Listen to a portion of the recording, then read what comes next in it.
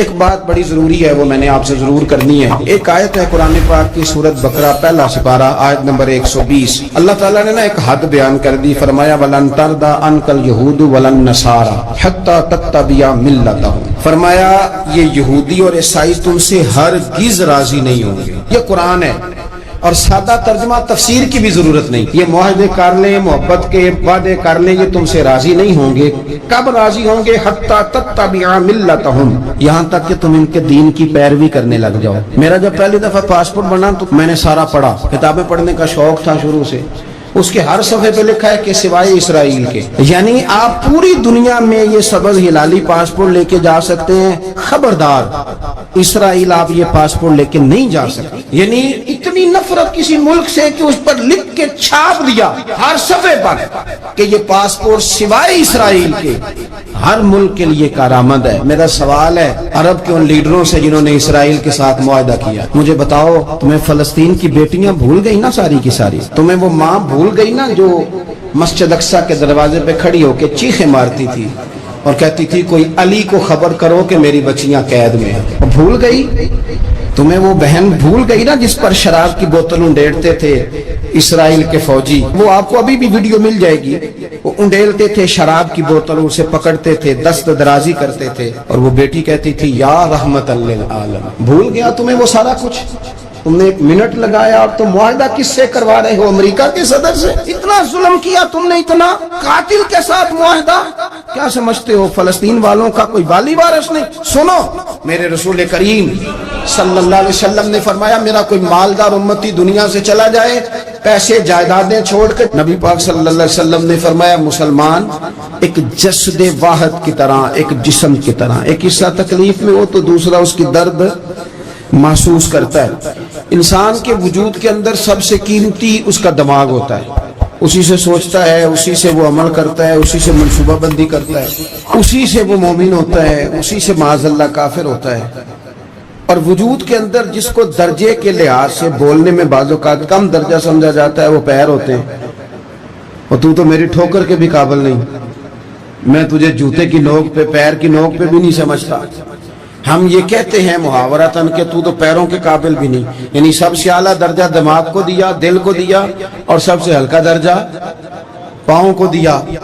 لیکن مجھے بتلائیے گا اگر کبھی پاؤں کی سب سے چھوٹی انگلی چھنگلیا چیچی اس پہ اگر کبھی زخم لگ جائے تو جسم کا سب سے اعلیٰ حصہ دماغ ہے، دماغ نے کبھی یہ کہا ہے تو چھوڑو یہ تو سب سے نچلا درجہ ہے، نہیں جانا ڈاکٹر کے پاس، اتنا ٹائم کہاں ہے، رہنے دو، چھوٹی سی تو انگلی ہے، خیر ہے؟ ایسا کبھی ہوا ہے؟ دماغ فوراً کہتا ہے کہ باقی کام بعد میں کریں گے، پہلے ڈاکٹر کا پتہ کرو، اس کو مرہم پٹی کراؤ، کیونکہ اسے پتا ہے کہ اگر یہاں درد رہی تو باقی جسم میں بھی درد رہے گی۔ اور یہ بھی پتا ہے دماغ کو کہ اگر میں نے یہاں علاج نہ کرایا انگلی کا تو کہیں پیر بھی سارا زخمی نہ ہو جائے، اور اگر پیر کا علاج نہ کرایا تو ٹانگیں اور باقی وجود تک بھی زخم نہ آ جائے۔ لہذا دماغ جلدی فیصلہ کرتا ہے، ٹیسٹ کرانے کا، چیک اپ کرانے کا، دوائی لینے کا، مرہم پٹی کا۔ اور میرے بھائی مسلمان ایک وجود کی طرح ہے، یہ تو ہو سکتا ہے کچھ مسلمان ملک غریب ہوں اور کچھ کے پاس تیل کے کنویں ہوں، کچھ کے پاس سونے کے پہاڑ ہوں، یہ تو ہو سکتا ہے کہ بعض اوقات یہ وہ سمجھ لیں کہ ہم اعلیٰ درجے کے ہیں، لیکن یہ یاد رکھیں اگر ایک جسم کی طرح ہیں، سوچتے ہیں اور ہیں، کیونکہ نبی پاک نے فرمایا ہے اگر اس طرح سوچتے ہیں تو پھر میرا خیال ہے کہ جس طرح تیل کے کنویں والے کو اپنی درد ہوتی ہے نا، سونے کے پہاڑوں والے ملک کو جس طرح اپنی درد ہوتی ہے نا، اس طرح اسے کسی کو بھیکارت کی نظر سے دیکھنا نہیں چاہیے، چونکہ جسد واحد، اور جسد واحد میں اگر کوئی درجہ بڑا بھی رکھتا ہو کہ جناب ہمارے پاس ایک بڑی جگہ ہے، متبرک جگہ ہے، ہم بڑے ہیں، تو آپ بڑے ہیں، لیکن بڑا دماغی یہ فیصلہ کرتا ہے کہ بھئی وہ چھوٹا سا پیر کا حصہ زخمی ہے، جلدی کرو علاج کراؤ، لیکن بڑے دماغ والا کہے کہ میرا گھر تو محفوظ ہے۔ معراج کی بات کرنے کا تو اب وقت آیا ہے، اس لیے کہ معراج کا سارا واقعہ تو مسجد اقصی کے گرد گھومتا ہے۔ سبحان الذی اسری بعبدہ لیلا من المسجد الحرام الی المسجد الاقصی، حضور نے معراج کی رات مسجد اقصی میں نماز پڑھائی تھی۔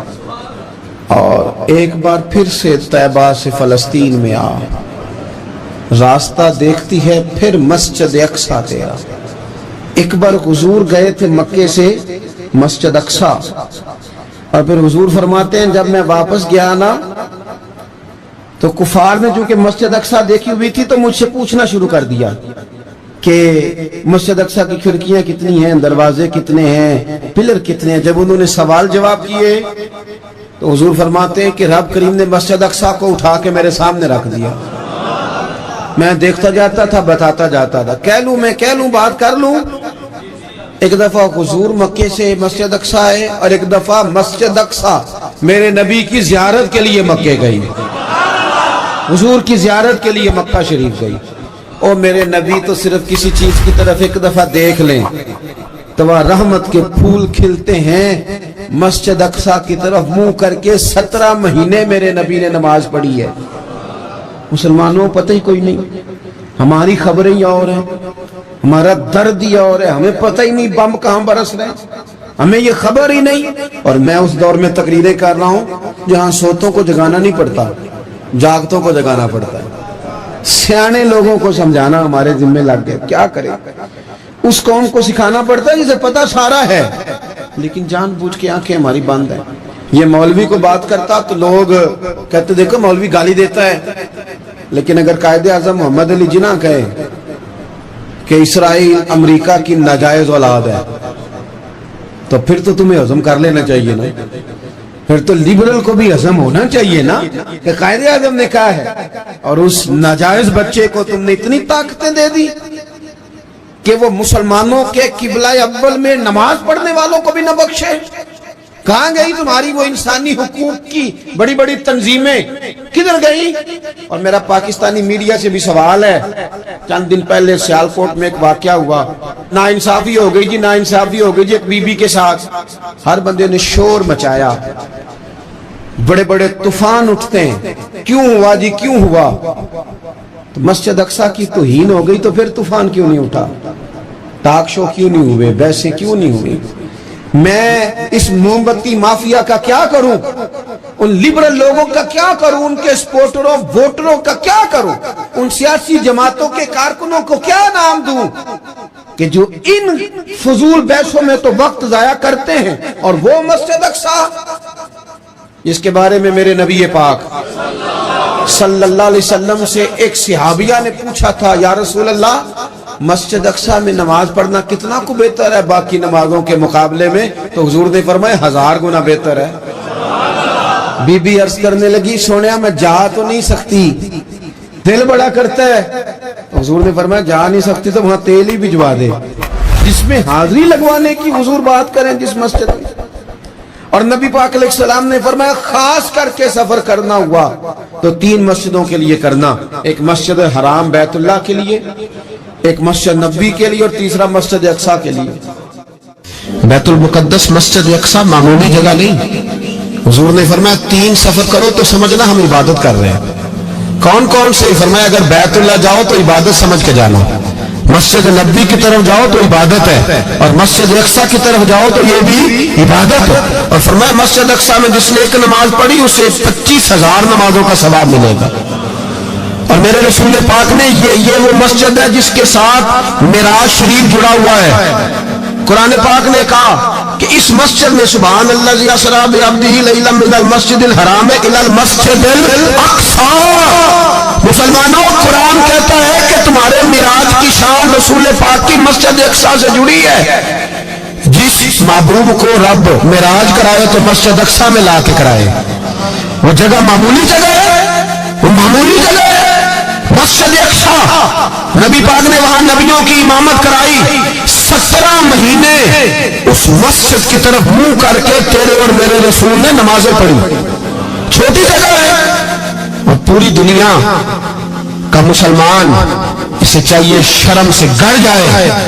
ایک امریکہ کا صدر بول کے کہتا ہے کہ اسرائیل کو اجازت ہے اسے دارالحکومت بنائے، اور مسلمان حکمران بیان دے رہے ہیں ظالموں لٹیروں تم اپنی سیاستیں چمکانے کے لیے پہلے ایک دوسرے کو گالیاں دیتے ہو، پھر اکٹھے بیٹھ جاتے ہو نمبرنگ کرنے کے لیے۔ تم دین کے اس مسئلے میں سارے اکٹھے کیوں نہیں بیٹھے؟ سارے پاکستان کے سیاستدانوں کو، علماء اور مشائخ کو چاہیے تھا ایک پیج پہ اکٹھے ہوتے، اکٹھے بیٹھ کے ایک بیان ہی دے دیتے، ایک بات ہی کر دیتے. پھر میرا سلوٹ ہے ترکی کے صدر کو، پھر میرا سلوٹ ہے ترکی کے صدر کو. اس نے بہت عرصہ پہلے کہا تھا مسجد اقصی میری خواب میں آئی تھی اور رو کے کہتی تھی آئے مجھے کوئی صلاح الدین ایوبی کا ماننے والا، کوئی آئے مجھے بچائے. کہتے میری خواب میں آئی تھی اور روتی تھی، کہتی تھی کوئی آئے. اور ایک شاعر نے کہا ہے مسجد اقصی نبی پاک کو بھی بلاتی ہے، کہتی ہے ایک بار پھر طیبہ فلسطین میں آ راستہ دیکھتی ہے، پھر مسجد اقصی تیرا ایک بار پھر سے طیبہ سے فلسطین میں آ راستہ دیکھتی ہے، پھر مسجد اقصی تیرا. کوئی بولا نہیں اتنا مقدس مقام، چھوٹے چھوٹے بیانوں کہیں اکٹھے ہو جاؤ، میں بتاتا ہوں تمہیں مسئلے کا حل کیا ہے. میں بتاتا ہوں دو کام کرو. ایک کام وہ کرو جو حضرت سلمان فارسی نے کیا تھا، سنو سنو حل سنو مسئلے کا. میں چھوٹا آدمی ہوں پر حل سنو مسئلے کا. زندگی میں ایک کام مسلمان کر لے، جٹ بن کے، بٹ بن کے، رائی بن کے، پاکستانی، مصری، سعودی بن کے بڑا جی لیا. ایک کام وہ کرے جو حضرت سلمان نے کیا تھا. جب ایک کافر نے پوچھا آپ کا نام کیا ہے تو فرمایا میرا نام اسلام ہے. بولیے سارے میرا نام. کہا تمہارے باپ کا نام؟ فرمایا اسلام. دادا کا نام؟ کہا اسلام. پردادا کا نام؟ بازو تیرا توحید کی قوت سے کمی ہے، اسلام تیرا دیش کیسے مصطفی ہے. ایک کام وہ کرو جو حضرت سلمان نے کیا تھا. کافر جب پوچھے تو کہو ہم سارے اسلام ہیں. ہم سارے کیا ہیں؟ ہم پہلے مسلمان ہیں، باقی بعد میں کچھ اور چیز. دوسرا کام وہ کرو جو حضرت امیر معاویہ نے کیا تھا. سن لو یہ حال ہے اس مسئلے کا. سنو حضرت مولا علی شیر خدا رضی اللہ تعالیٰ عنہ اور جناب امیر معاویہ کی جنگ ہو رہی تھی، لڑائیاں ہو رہی تھی، اختلافات تھے، فوجیں بیٹھی تھی. حضرت مولا علی اور جناب امیر معاویہ کی جنگ ہو رہی تھی تو روم کے بادشاہ نے، عیسائی بادشاہ نے حضرت علی کو خط لکھا کہ میں تیرے اوپر حملہ کرنے والا ہوں. خط لکھا نا حضرت علی کو، تو جواب حضرت امیر معاویہ نے دیا. چاہیے تھا نا مولا علی جواب دیتے. حضرت امیر معاویہ بولے اور بول کے کہنے لگے اور روم کے کتے ہم گھر میں جتنا مرضی لڑے، یہ نہ سمجھنا تو علی پہ حملہ کرے گا تو میں تماشا دیکھوں گا. فرمایا تو علی پہ حملہ کر تو صحیح، علی سپہ سالار ہوگا اور امیر معاویہ اس کا سپاہی ہوگا. گھر میں جتنا مرضی لڑے پر رسول اللہ کے نام پہ ہم اکٹھے ہو جایا کرتے. یہ رسول اللہ کا دین ہے، اس پہ ہم اکٹھے ہیں، یکجان ہیں. فرمایا علی سپہ سالار ہوگا اور امیر معاویہ سپاہی ہوگا، اکٹھے نکلیں گے اور کفر کو بتائیں گے کہ اگر تم مسلمانوں کی طرف دیکھو گے پھر ہم یکجان ہیں. پھر ہم بولیے پھر ہم گنبد خضرا کے سائے تلے ایک ہیں، ایک ہیں، ایک تھے اور ایک رہیں گے. اس لیے یہ دو کام اگر مسلمان کرے، دو کام ٹھیک ہے. اختلاف ہو گئے، بڑا کچھ ہو گیا، لیکن ان سے کہیں کہ جب تم آؤ گے تو پھر ہمیں علیحدہ علیحدہ نہیں پاؤ گے، پھر ہمیں تم اکٹھے پاؤ گے، اکٹھے میدان میں نکلیں گے. اور کوئی اتنی لمبی چوڑی بات نہیں. میں کیا کروں، میرا تو آئیڈیل بنتا جا رہا ہے طیب اردگان. عجیب بات ہے نا کہ اس کے پاس ایٹمی طاقت آپ سے کمزور ہے، آپ کی تگڑی ہے. اس کے پاس جو فوجی طاقتیں ہیں وہ اپنی جگہ پر، آپ کی فوجی طاقتوں کا لوہا مانتی ہے دنیا. لیکن پھر مجھے کہنے دو نا، میدان میں بندہ ایٹمی طاقت سے نہیں لڑتا، ایمان کی قوت سے لڑتا ہے. تو بول اٹھا ہے نا، کیا کر لیا اس نے اپنی پارلیمنٹ سے خطاب کیا ہے، مطالبہ ہے، علماء سے گزارش ہے، مشائخ سے گزارش ہے، ہر مکتبہ فکر کے آدمی سے گزارش ہے، علماء اور سیاستدانوں سے اپیل ہے کہ پارلیمنٹ کا مشترکہ اجلاس بلائیں. مشترکہ اس میں ہر سیاسی جماعت کا لیڈر بیٹھے اور اکٹھے بیٹھ کے ان کو یہ میسج دے کہ بازو تیرا توحید کی قوت سے قوی ہے، اسلام تیرا دیش ہے، تو مصطفی. اور ان کو بتائیں کہ ہزاروں قومیں وجود میں آئیں، دہر میں خشک تر کے رشتے سے ہم نے بنیاد دوستی رکھی، یاد خیر البشر کے رشتے سے. مسلمان ہی نہیں ہوتا. صلاح الدین ایوبی اپنے خیمے میں بیٹھے تھے، ایک بی بی آ گئی، اس قبیلے کا کوئی شخص مسلمان نہیں ہوتا. بی بی آئی، آ کے کہنے لگی میرے 4 بیٹے جنگ میں کھو گئے، چھوٹے چھوٹے بچے جنگ میں کھو گئے، مل نہیں رہے. فوجیوں کو حکم دے مجھے میرے بچے تلاش کر کے دے.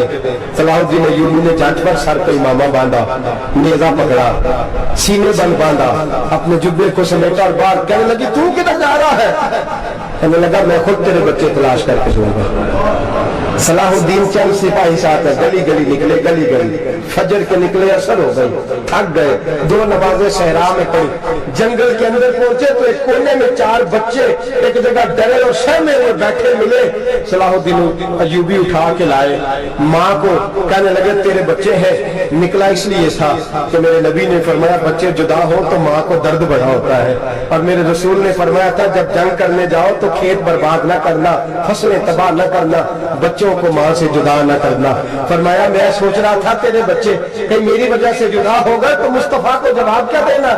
فرمایا تیرے بچے ڈھونڈ کے لایا ہوں. بچے ماں کے پاس آنے لگے تو ماں نے بڑے بیٹے کے منہ پہ تھپڑ مارا. کہتا اماں کیا ہوا؟ کہنے لگے تو نے سنا نہیں کہ دشمن کے بچوں کی اتنی حفاظت کرتا ہے, میرے پاس نہ جا, اس کے قدموں میں بیٹھ جا. جس نبی کے غلام اتنے سچے ہیں وہ نبی کتنا سچا ہوگا. بنو قریظہ اور بنو نذیر 2 محلے تھے یہودیوں کے. یہودیوں نے بڑی آہت شکنی کی تو نبی پاک صلی اللہ علیہ وسلم نے ان کو بے دخل کر دیا, مدینہ سے نکال دیا, مدینہ منورہ سے. یہودی نکل گئے مدینہ طیبہ سے, تو جب وہ نکل کے جا رہے تھے تو ان کے مکان, ان کے باغ, ان کی جائیدادیں بچ گئی. نبی پاک علیہ السلام نے انصار مدینہ کو پہلے بلایا. جاگ رہے ہیں نا آپ لوگ, پیسے آتے کسی کو برے لگتے ہیں, اب تو یہ بھی حلال حرام کی تمیز بھی اٹھتی جا رہی ہے. جائیداد, باغ, مال, علاقہ خالی ہوا ہے, وہ چلے گئے اور لوگ تو ڈھونڈتے پھرتے ہیں. اللہ خیر فرمائے, شاملہ جگہ ملتی نہیں ان شہروں میں, وہ کس کس نے نام کرا لیا, کدھر گئی ہے کوئی خبر ہی نہیں, خالی جگہ پڑی ہے. میرے نبی پاک علیہ السلام نے پہلے انصار مدینہ کو بلایا. حضور نے فرمایا انصاریوں بہت بڑی جائیدادیں یہودیوں کی, بنو نذیر اور بنو قریظہ محلے خالی ہو گئے, میرا دل کرتا ہے وہ تمہیں دے دوں, اس لیے کہ تم نے اپنے مہاجر بھائیوں کے ساتھ بڑا تعاون کیا, جائیدادیں تم نے دے دی ہیں, مکانات دے دیے ہیں, بڑا کچھ تم نے دیا ہے, میرا دل کرتا ہے وہ تمہارے نام کر دے. تو انصار مدینہ پہ کہنے لگے یا رسول اللہ دے تو ہم نے دیا ہے پر وہ بیچارے جھجکتے ہی رہتے ہیں, وہ جھجکتے ہی رہتے ہیں, کھول کے ہماری چیزیں استعمال نہیں کرتے. تو حضور ہم تو پہلے انصار ہیں, ہمارے پاس بڑا کچھ ہے, آپ مہربانی فرمائے وہ سارا کچھ مہاجروں کو دے دے مہاجرین کو, ہمیں نہیں چاہیے. اب چلے گئے بات کر کے, میرے حبیب پاک نے مہاجروں کو بلا لیا. فرمایا بنو نذیر اور بنو قریظہ قبیلے کی جائیدادیں ہم نے, تمہارے پاس بظاہر جو چیزیں ہیں بھی وہ بھی انصار مدینہ کی ہیں, تو میرا یہ خیال ہے کہ وہ سارا کچھ تمہیں دے دیا جائے. ابو بکر صدیق رضی اللہ تعالیٰ عنہ کہنے لگے یا رسول اللہ صلی اللہ علیہ وسلم ہمارے انصار بھائیوں نے ہمارے لیے دل تک کھول دیے ہیں, حضور انہوں نے ہر چیز باندھ کے ہمارے سامنے رکھ دی ہے, ہم اتنے خرد غرض ہیں کہ سارا کچھ میں بیٹھ جائے. تب حضور ہمارے پاس جو مکان ہے وہ ہے, ہم کاروبار کر رہے ہیں, تجارتیں کر رہے ہیں, مزدوریاں کر رہے ہیں, ہم انشاءاللہ اور بنا دیں گے. آپ یہ ہماری طرف سے ہمارے انصار بھائیوں کو گفٹ کر دیں, آپ انہیں دے دیں. میرے حبیب کی آنکھوں میں آنسو آ گئے. میرے نبی پاک علیہ السلام رو پڑے, یا رسول اللہ کیوں روتے ہیں؟ فرمایا تمہارا یہ بھائی چارہ قائم رہا تو اللہ اسلام کو بڑی قوتیں عطا فرمائے گا, اللہ طاقتیں دے گا اسلام کو. اگر تمہارا یہ رنگ قائم رہا, یہ انداز, میرے غلاموں تمہارے یہ طور طریقے کہ بھائی کہتا ہے دوسرے کو, دوسرا کہتا ہے تیسرے کو. مسلمانوں کی میں اقتدار لڑتے لڑتے لڑتے لڑتے دور چلے گئی. تاتاریوں نے قید کر لیا, 4 مسلمان تھے, تبلیغ کرنے گئے, جنگ کرنے گئے, جہاد کرتے کرتے کافروں سے لڑتے لڑتے تاتاری قوم میں چلے گئے, وہاں قید کر لیے گئے. تو سزائے موت کا حکم ہوا, 4 بزرگ تھے, سزائے موت کا حکم ہوا. تو تاتاری بادشاہ جو تھا وہ بڑا خلاف تھا, بڑا سخت مخالف تھا مسلمانوں کا. اس نے کہا کہ ان کو جب پھانسی دینا تو مسلمانوں کو تو میرے سامنے دینا. اب 4 عالم ہیں, 4 صوفی ہیں, سفید داڑیاں, سر پہ امامے. پھانسی کا وقت آیا تو جو پھانسی گھاٹ ہے وہ ایک ہے, چاروں کو اکٹھے پھانسی نہیں ہو سکتی. ایک کو کہا کہ ایک ایک کر کے ان کو پھانسی دو.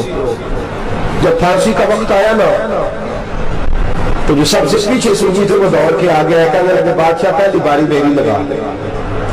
پہلی اب بادشاہ نے کہا ٹھیک ہے اسے لٹکا دو، وہ قریب آئے تو دوسرے دوڑ آئے، کہنے لگے نہیں نہیں پہلی باری میں نے زیادہ کافر قتل کیے، میرا بڑا جرم ہے، مجھے پہلے سزا دو۔ ان کو پھانسی دینے لگے تو تیسرے آ گئے، کہنے لگے نہیں یہ تو میرا قتل کرتا تھا، رستے میں بتایا کرتا تھا، ڈھونڈ کے میں بتلاتا تھا کہ یہاں زیادہ تعداد ہے، مجھے پہلے پھانسی دو۔ تیسرے کے ساتھ بات ہو رہی تھی تو چوتھا دوڑا آیا، کہنے لگا یہ رستے بتاتا تھا، یہ تبلیغ کرتا تھا، یہ سارا کچھ کرتا تھا، لیکن کہا یہ کہتے کہ چلو واپس چلتے ہیں، میں جانے نہیں دیتا تھا، میں کہتا تھا اور کافر مارنے اور علاقے فتح کرنے، میرا جرم بڑا ہے، مجھے پہلے پھانسی دو۔ بادشاہ کہنے لگا مجھے 35 سال ہو گئے حکومت کرتے، بڑی دنیا کو پھانسی دی ہے، لوگ تو ایک دوسرے کو دھکے دیتے ہیں کہ پہلے تو جا پہلے تو جا، اور تم کیسی قوم ہو کہ ایک دوسرے پہ قربان ہو رہے ہو۔ کہنے لگا تم ایک باپ کی اولاد ہو، جان رہے آپ لوگ، تاتاری بادشاہ کافر بادشاہ اسلام کی مخالفت کر دو، ایک باپ کی اولاد ہو کا نہیں، ایک قبیلے کے رہنے والے ہو کا نہیں، ایک ملک کے رہنے والے ہو نہیں۔ اس نے کہا رشتہ کیا ہے تمہارا، رشتہ کیا ہے؟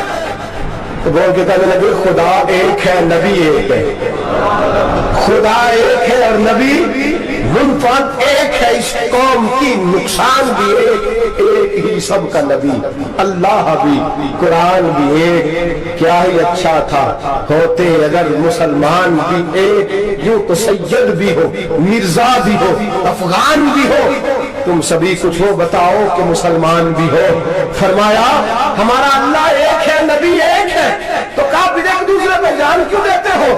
فرمایا ہمارے نبی نے ہمیں بھائی بھائی بنا دیا ہے، بھائی کا دل نہیں کرتا اس کی آنکھوں کے سامنے بھائی چلا جائے، ہمارا دل نہیں کرتا پہلے مجھے دے پہلے مجھے دے۔ بادشاہ کہنے لگا تمہارا جذبہ مجھے متاثر کر گیا، جاؤ میں تم چاروں کو آزاد کرتا ہوں، تمہیں آزاد کرتا ہوں۔ میرے دوستو یہ رنگ تھا، دیکھیں نا، یہ اس دھرتی نے نظام دیکھا ہے نا، اس فلک نے پہلی بار دیکھا، اس زمین نے پہلی بار، اور میرے حضرت صاحب فرمایا کرتے تھے زمین تڑپ کے ہوئی، اس نے پہلی دفعہ دیکھا احد کا میدان ہے، 3 صحابہ تپتی ہوئی زمین پہ زخموں سے چور چور پڑے ہیں۔ حضرت انس بن نضر رضی اللہ تعالیٰ عنہ پانی کا پیالہ لے کے پہنچے، ایک زخمی سے کہا تجھے پانی پلانا ہے، تو کہنے لگا میرے زخم تھوڑے ہیں، وہ جو سانس پڑا اس کے زخم گہرے ہیں، پہلے اسے پانی پلا دے، جا اسے دے دے۔ اس کے پاس پہنچے تو وہ کہنے لگا وہ مجھ سے پہلے گرا تھا، اس کا زخم زیادہ گہرا ہے، اسے پانی پلا۔ تیسرے کے پاس گئے تو کہنے لگا چوتھا تڑپ زیادہ رہا ہے، اس کی عمر زیادہ ہے، میں تو جوان ہوں برداشت کر لوں، بڑھاپے کی وجہ سے نڈال ہو گیا، پہلے اسے پانی پلا۔ چوتھا کہنے لگا پانچویں کے پاس جا، پانچواں کہنے لگا چھٹے کے پاس جا۔ حضرت انس بن نضر کہتے میں رو پڑا، میں نے کہا محمد کی غلام رسول نے تمہیں کیسا جذبہ دے دیا ہے، زبانیں پیاس سے باہر ہے لیکن تمہاری اخوت مرتے دم تک قائم ہے۔ کہتے میں 7ویں کے پاس گیا تو کہنے لگا اگر 6 قربانی دے سکتے ہیں تو مجھے خود غرض نہ سمجھ، میں نے نہیں پانی پینا، جا پہلے کے پاس لے جا۔ کہتے میں پہلے کے پاس آیا تو روح پرواز کر گئی، دوسرے کے پاس آیا تو روح پرواز کر گئی، میں 7ویں تک آیا تو انتقال کر گئے۔ کہتے پانی کا پیالہ میں نے اٹھایا اور میں نے زمین پہ رکھا تو میں نے کہا پانی کھا رہنا، محمد کے غلام مر تو جاتے ہیں پر ایک دوسرے کا خیال بڑا رکھا کرتے ہیں، گھبا رہنا یہ مر جایا کرتے ہیں لیکن ایک دوسرے کا درد۔ میرے دوستو لٹا ہوا برما، روتے ہوئے مسلمان، سسکیاں اور آہیں لیتی ہوئی مائیں پوچھتی ہیں اے خاصا اے خاصان رسول وقت دعا ہے، امت پہ تیری آ کے عجب وقت پڑا ہے، وہ دین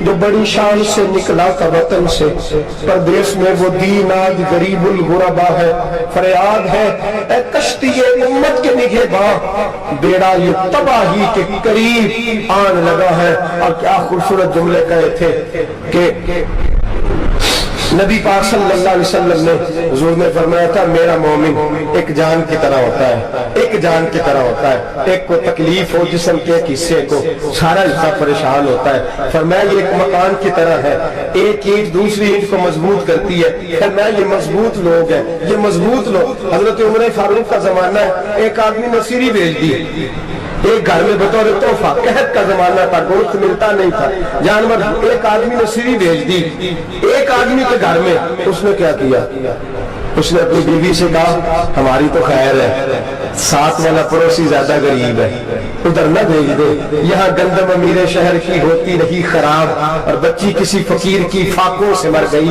کہا ساتھ والے پڑوسی کے گھر سے لگ کئی دنوں سے بھوک کی آوازیں وہاں بھیج دے۔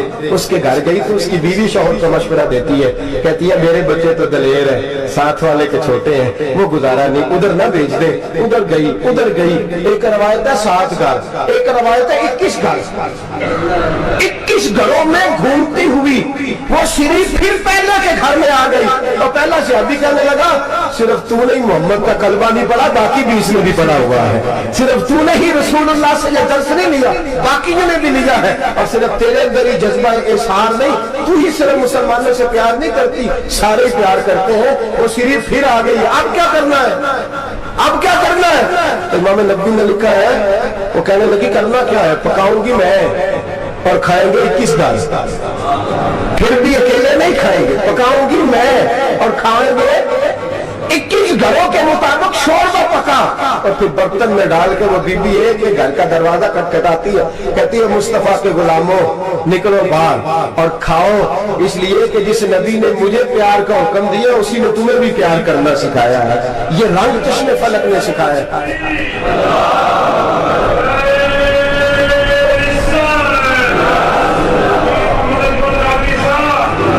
آپ کی بڑی مہربانی، زندہ باد وہی ہے جس کو اللہ رسول زندہ باد فرمائے، بڑی مہربانی، اللہ جزا دے۔ عرض یہ کرنے جا رہا تھا کہ رسول کریم صلی اللہ علیہ وسلم نے پیغام دیا امت کو، فرمایا دیکھیں نا کتنے بڑے لفظ ہیں، یہ نہیں فرمایا دوزخ میں جائے گا، یہ نہیں فرمایا کہ اسے جہنم کی سزا ملے گی، میرے نبی نے فرمایا میں اسے مومن مانتا ہی نہیں، میں اسے مسلمان اپنا مانتا ہی نہیں۔ حضور کسے؟ فرمایا جو پیٹ بھر کے کھاتا ہے اور اس کا ہمسایہ بھوکا سو جاتا ہے، میں مومن ہی نہیں مانتا۔ سزا تو تب ملے گی نا کہ جب میں کسی سزا کا اعلان کروں، میں مانتا ہی نہیں، وہ میرا ہے ہی نہیں، خود پیٹ بھر کے کھا رہا ہے، ہمسایہ اس کا بھوکا، میں نہیں مانتا، انما المؤمنون اخوہ، مومن بھائی بھائی، میں مانتا ہی نہیں اسے۔ اور میرے حبیب پاک اتنے بڑے لفظ حدیث میں اور کہیں نہیں ملیں گے، آپ کو اتنے بڑے جملے کہیں نہیں ملیں گے۔ میرے نبی پاک نے فرمایا اللہ کہے گا قیامت کے دن، کون؟ اتنے بڑے لفظ حدیثوں میں ملتے نہیں جتنے یہ ہے۔ حضور نے فرمایا رب فرمائے گا بندے سے کہ میں تیرے پڑوس میں بھوکا تھا، تو نے مجھے روٹی کیوں نہیں کھلائی؟ کون کہہ رہا ہے؟ اللہ کہہ، میں بھوکا تھا تو نے روٹی نہیں دی، میں ننگا تھا تو نے کپڑا نہیں دیا، میں پیاسا تھا تو نے پانی نہیں پلایا، میں بیمار تھا تو تیمارداری۔ یا اللہ نہ تو کھاتا ہے، نہ پیتا ہے، نہ کپڑا پہنتا ہے، نہ تو بیمار ہوتا ہے، لا تاخذہ سنۃ ولا نوم، تجھے بیماری آتی نہیں، اونگ نیند نہیں آتی، میرے مالک تو میرے پڑوس میں تھا۔ تو حضور فرماتے ہیں رب فرمائے گا وہ جو بندہ تیرے پڑوس میں بھوکا تھا تو بندہ تو میرا ہی تھا نا، وہ جو بندہ تیرے پڑوس میں ننگا تھا تو بندہ تو میرا ہی تھا نا، وہ جو تیرے پڑوس میں پیاسا تڑپتا رہا تو وہ میرا ہی بندہ تھا۔ تو دوائی لینے جائے تو بڑے اسپتال میں اور اس بیچارے کو 20 روپے پرچی کے لیے میسر نہ آئے تو میرا ہی بندہ تھا۔ میرے دوست خیال کا اور یاد رکھ، یہ جو ہمسائے ممالک میں ظلم ہوتے ہیں، زیادتیاں ہوتی ہیں، ہمارے گھر کا پنکھا اچھا چلتا ہے، ہم جلوس اس وقت نکالتے ہیں جب ہماری لائٹ بند ہوتی ہے، ہم جلوس اس وقت نکالتے ہیں جب ہمارا ایسا ہمیں تنگ کرتا ہے، ہم اس وقت درد محسوس کرتے ہیں جب ہمارے گھر تک آگ آ جاتی ہے۔ یہ جو باہر آگ جل رہی ہے یہ تیرے گھر بھی آ سکتی ہے، یہ جو باہر فساد ہو رہا ہے یہ تیرے دروازے تک آ سکتا ہے۔ میرے رسول پاک نے ایک جان، مسلمان کو ایک جان قرار دیا۔ مجھے بتائیے انگلی کو کٹ لگ جائے، مسلمان ایک جان ہے نا، انگلی کو لگ جائے کٹ، دماغ کہتا ہے میں نے نہیں سوچنا اس کے بارے میں نے اس کے درد کو محسوس نہیں کرنا، انگلی کے درد انگلی جانے، اس کا کام جانے، ایسے ہی ہوتا ہے نا۔ بولے پیروں سے کہتے ہیں، انگلی کہتی ہے چاہے ڈاکٹر کے پاس، پیر کہتے ہیں نہیں میں نے نہیں جانا، انگلی کا کام ہے انگلی جائے، ایسے ہی ہے نا۔ دل سے کہتے ہیں تو تڑپ تھوڑا سا، انگلی کو درد ہے، کہتے میں تو تڑپوں، انگلی کا ماما انگلی جانے، اس کا کام جانے۔ ٹیلی فون کرنا ہے ڈاکٹر صاحب کا پتہ کرنا ہے، دکان کہتا ہے میں نے نہیں بات سنی ڈاکٹر صاحب کی، زبان کہتی ہے میں نے نہیں بولنا، انگلی جانے، ایسا ہوتا ہے۔ پیر احتجاج کرتے ہیں کہ میں نے ڈاکٹر کے پاس میں کچھ اگر کھاتا پھروں ڈاکٹر کی دکان کی، انگلی کو درد ہے انگلی جانے، ایسا ہوتا ہے۔ بھئی میرے رسول پاک نے فرمایا مسلمان ایک جان ہے، تو درد برما کے مسلمانوں کو ہو رہا ہے تو پاکستانی کہہ رہے ہیں کوئی بات نہیں، وہ جانے ان کا کام جانے، ایک جان ہے نا، درد ہونا چاہیے، تکلیف ہونا چاہیے، پھٹے پہ باتیں ہوتی ہیں اس موضوع پہ، اسمبلی سے گفتگو ہوئی ہے اس موضوع پہ، آپ کی صوبائی اسمبلی میں اس موضوع پہ بولی، آپ کے کونسل اس موضوع پہ بولے، ہم تو اپنی اپنی سیاست سے اپنے اپنے تماشے اپنے اپنے چکروں میں لگے ہوئے، وہ دریا کے اندر سسکتے مسلمان، بنگالی کہتے ہیں ہمارے نہیں، برمی کہتے ہیں ہمارے نہیں، پاکستانی کہتے ہیں ہمارے نہیں، ترکی کہتے ہیں وہ کس کے ہیں؟ وہ کس کے ہیں؟ وہ اللہ کے بندے ہیں، محمد عربی کے غلام ہے صلی اللہ علیہ وسلم۔ میرے دوستو، کیا ہمیں کیا غرض ہے، وہ جانے ان کا کام جانے، یہ جب تیرے پیروں تک آگ آئے گی پھر تجھے پتا چلے گا یہ بڑی سخت آگ ہے۔ آج جس کافر نے برما پر عرصہ دراز تنگ کیا ہے، مسلمان تھوڑے تھوڑے مفاد لینے کی خاطر نا بنو عباس اور بنو امیہ کی جنگ چل رہی تھی، بنو عباس جو تھے وہ غالب آ گئے، بنو امیہ جو تھے ان کی حکومت ختم ہو گئی، تو عیسائیوں نے بنو امیہ سے کہا کہ ہم تمہارے ساتھ تعاون کرتے ہیں، ہم تمہارے ساتھ تعاون